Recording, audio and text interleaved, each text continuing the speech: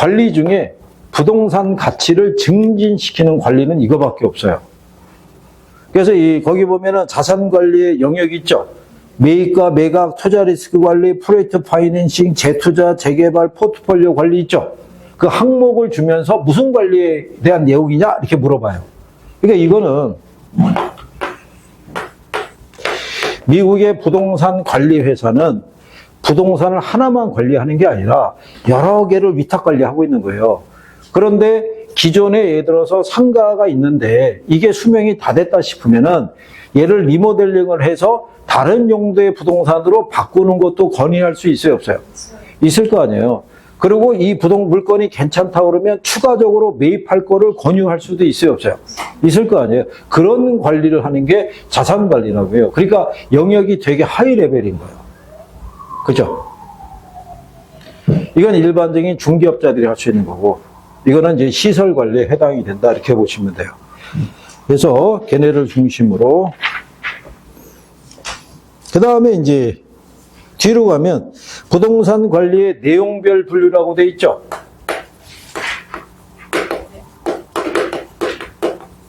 이거는 복합 개념의 사고에 따라 법률과 경제와 기술에 관한 거예요.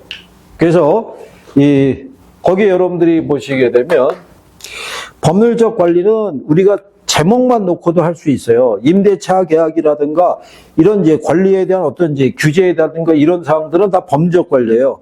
근데 경제적 관리에 들어가게 되면 여기서 알아두실 거는 인력 관리예요.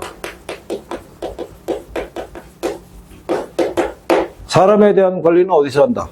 경제적인 측면에서 하는 거예요. 그리고 얘는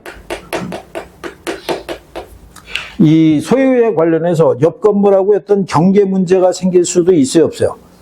있을 거 아니에요. 예, 그래서 거기에 따른 경계에 대한 문제에 봤을 때 경계 측량 같은 거 하는 거, 그거를 기술적 관리에 들어간다고 얘기를 해요.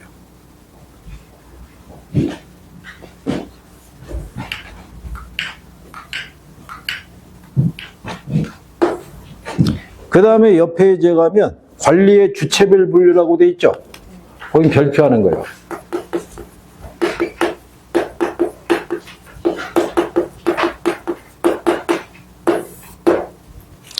거기 하면은 자가관리라는 게 있고요. 자가관리, 직접관리 또는 자치관리 이렇게 되게 돼요. 이게 제일 오래된 방식이에요.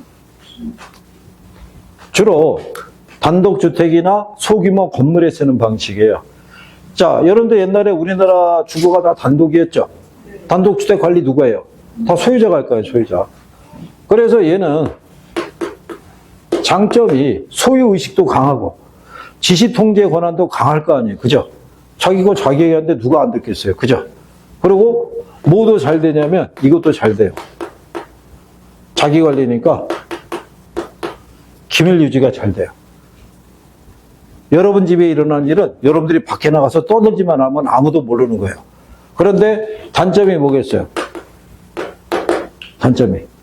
이거.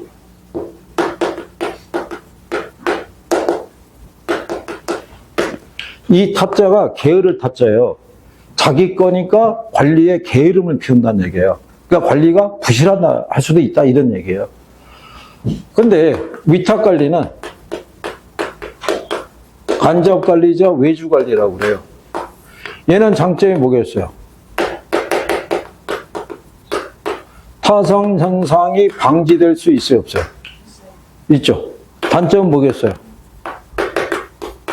기밀 유지가 안 되죠. 그렇죠? 여러분 집에 같이 근무하는 뭐 운전하시는 분이라든가 가정부라든가 정원사 이런 사람들 있죠? 여러분 집에 그런 사람들 앞에서 이상한 소리 하면 바로 밖으로 퍼져나가는 거예요. 그죠?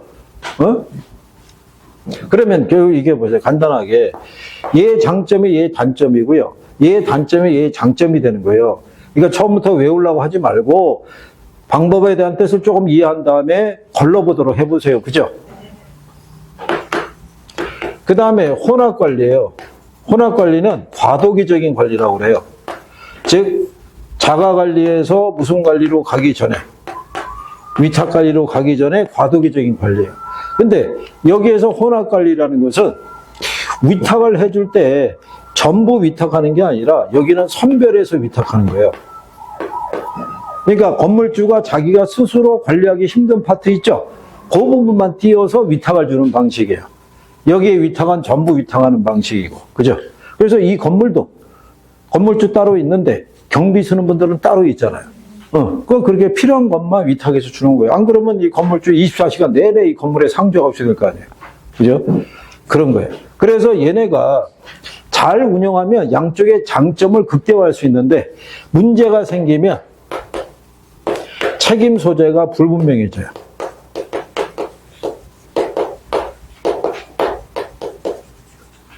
그래서 건물 갖고 있는 분들이 특히 조심해야 될 게 관리업체하고의 계약을 잘해야 돼요.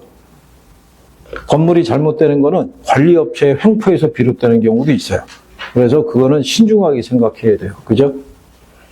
뭐 여러분들이 갖고 있는 건물은 알아서 잘 관리하겠죠? 아니 왜 건물이 없어요? 강남에 있을 거 아니에요.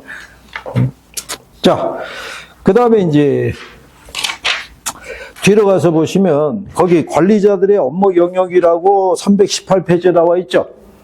그게 미국의 부동산 관리 회사들의 업무를 얘기하는 거예요. 그래서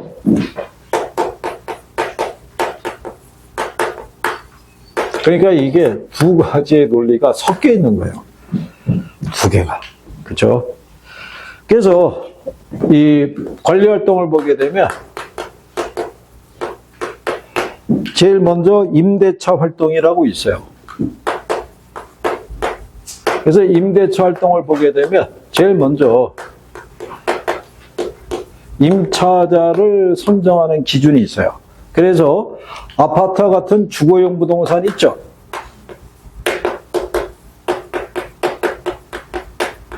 얘네는 이게 중요하다고 얘기를 해요. 유대성, 일치성, 즉 이웃과 잘 어울릴 수 있느냐. 튀는 사람들은 안 된다는 얘기예요.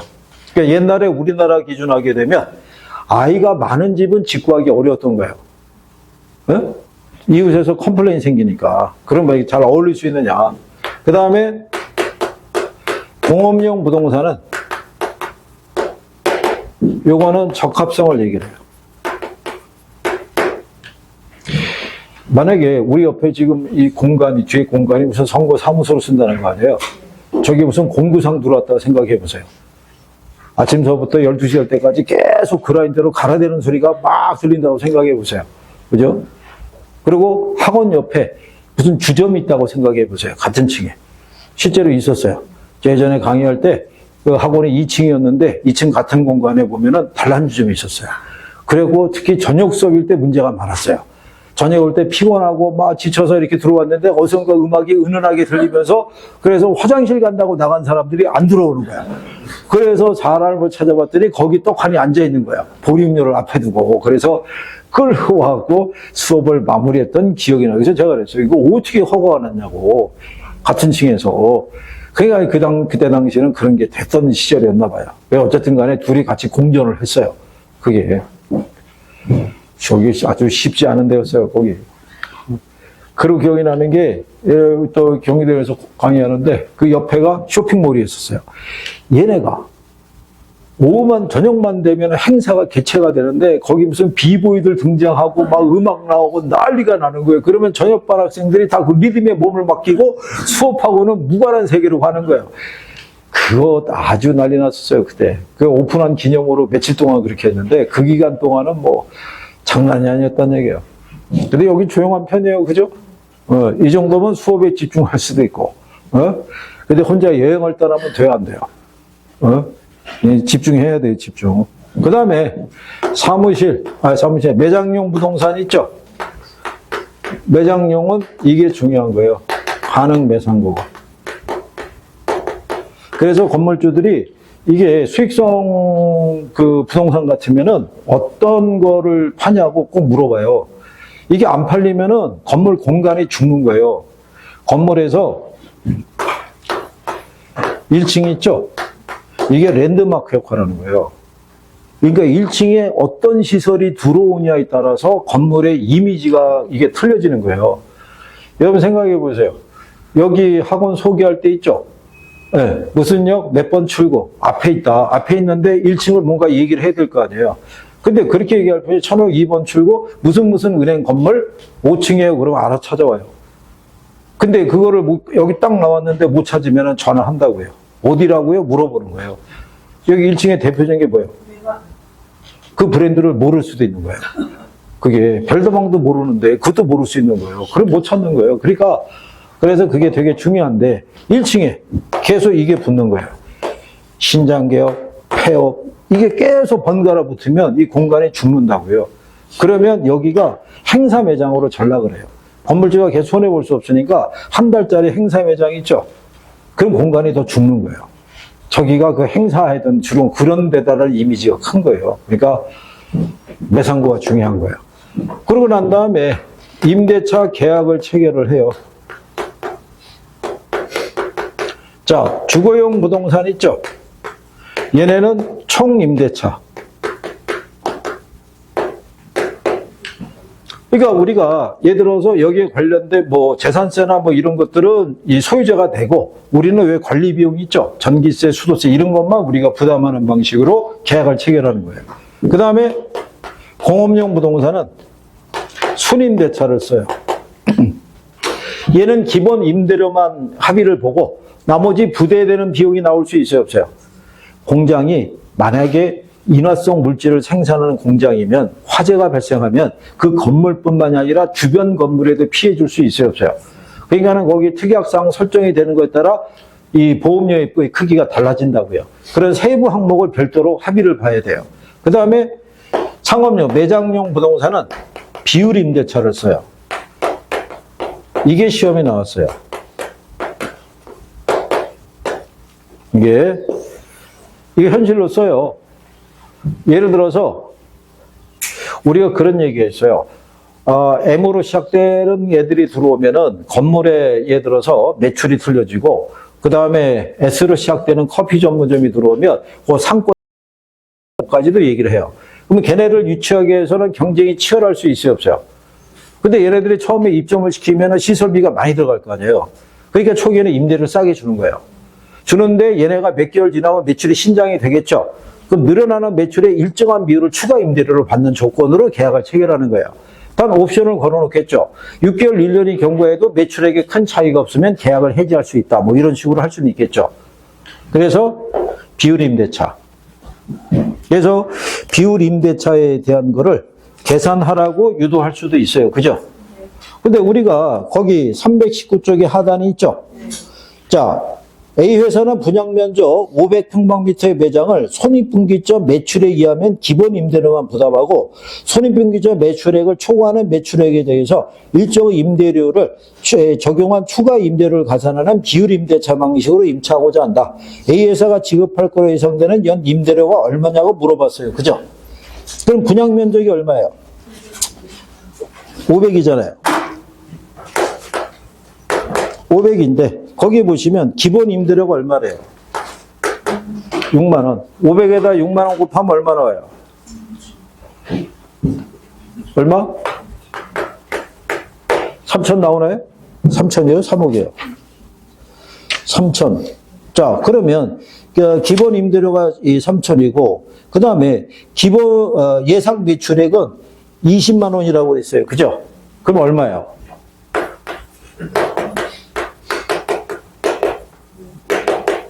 그러면 답은 나왔잖아요. 거기 보면 손익분기점 매출액이 5천이죠. 5천을 초과할 때 주는 이율이 몇 프로?